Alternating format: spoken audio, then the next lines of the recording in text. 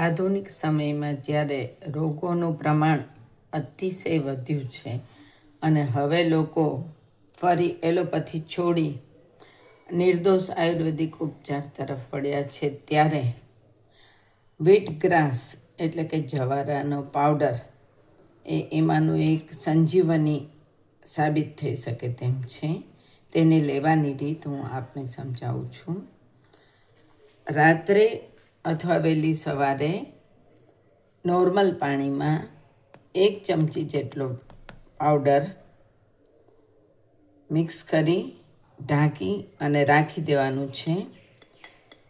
સવારે આ પાણી પીવાનું છે, ઘૂંટડે મોઢામાં ફેરવીને.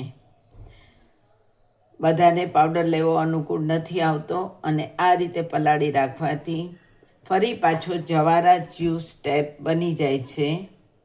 માટે આપ વધારેમાં વધારે તેનો ફાયદો મેળવી શકાય છે.